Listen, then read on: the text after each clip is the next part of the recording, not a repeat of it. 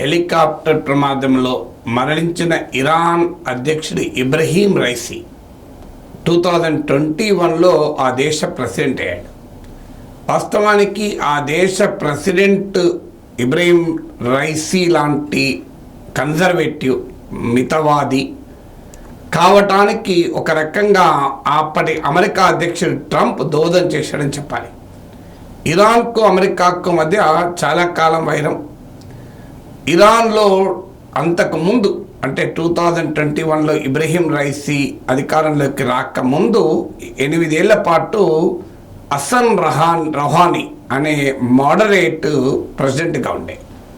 ఈ moderate leader 2014 నుంచి 2021 వరకు ఇరాన్ ప్రెసిడెంట్గా ఉండే. అఫ్కోర్స్ మోడరేట్ అయినా అది ఇస్లామిక్ రిపబ్లిక్ ఆఫ్ ఇరాన్, కానీ రిలేటివ్లీ ఆ విత్ ఇన్ ది ఇస్లామిక్ మతవాదుల్లో కొంత బెటర్. ఇబ్రహీం రైసీతో పోలిస్తే కొంత బెటర్.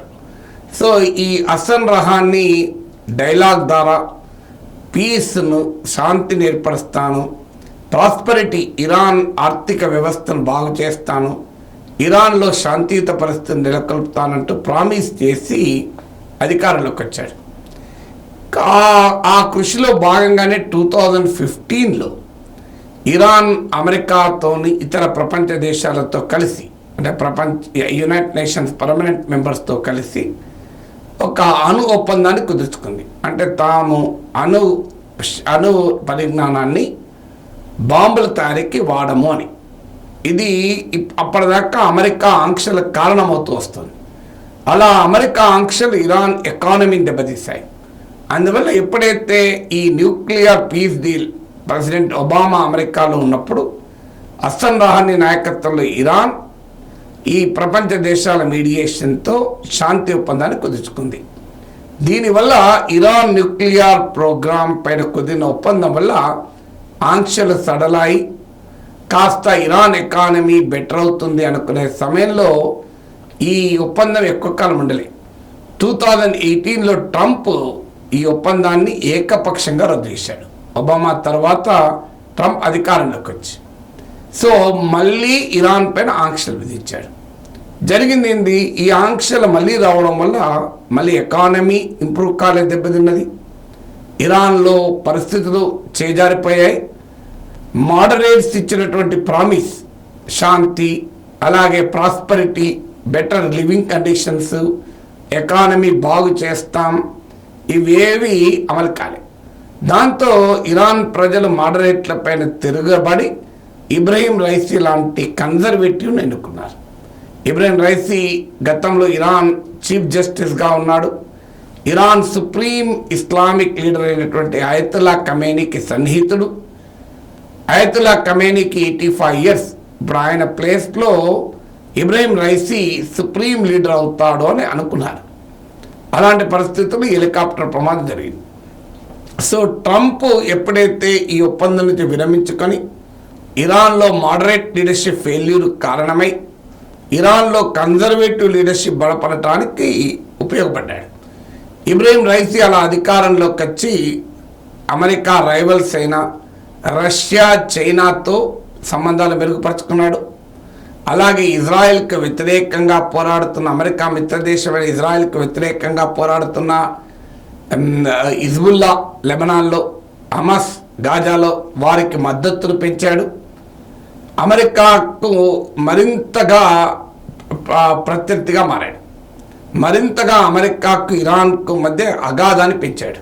అఫ్కోర్స్ ట్రంప్ కూడా కోరుకున్నది అది. ఎక్స్ట్రీమ్ లీడర్స్ ఎప్పుడు కూడా రెండు వైపులా కూడా ఎక్స్ట్రీమ్ ఉండాలని కోరుకుంటారు. అప్పుడే పోలరైజ్ అవుతారు.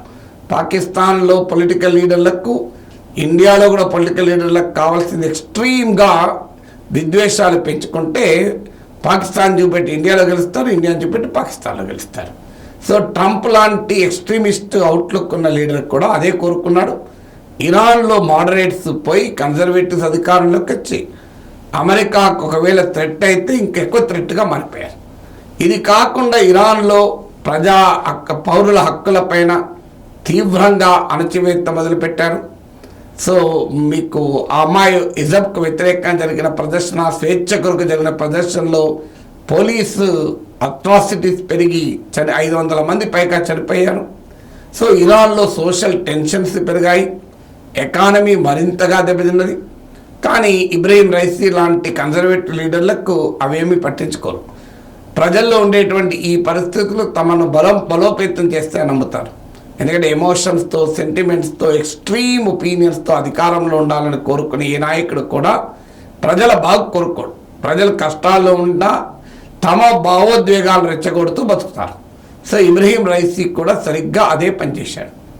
సో ఈ సమయంలో అటు ఎకానమీ షార్ట్ అయి ఉన్న సమయం, వెస్ట్ ఏషియాలో, పశ్చిమాసియాలో ఎక్కడ లేని అస్థిరత ఉన్న సమయం, ఇరాన్ ఇజ్రాయెల్ సంబంధాలు చాలా ఘోరమైన స్థాయికి పడిపోయిన సమయం, అమెరికా ఇరాన్ల మధ్య సంబంధాలు కూడా దెబ్బతిన్న సమయం. ఇలాంటి సమయంలో న్యూక్లియర్ వార్ వైపు కూడా వెళ్తామంటూ వాతావరణం ఏర్పడిన సమయంలో ఇరాన్లో ఈ పరిస్థితులు ఏర్పడ్డాయి. కానీ ఇరాన్ సుప్రీం లీడర్ చెప్పింది చాలా ట్రాన్సిషన్ చాలా పీస్ఫుల్గా ఉంటుంది. ఇరాన్ గతంలో ఎలా ఉందో ఇప్పుడు కూడా తర్వాత కూడా అలాగే ఉంటుంది అని అష్యూర్ చేస్తున్నాడు. బట్ ఏదైనా త్వరలో ఎన్నికలు కూడా జరగాలి. 2025లో ఇబ్రహీం రైసీ అకాల మరణం బహుశా కన్జర్వేటివ్లను మరింత సానుభూతిని పెంచి వాళ్ళని మరింత బలోపేతం చేసే అవకాశం కూడా కొట్టిపారేది.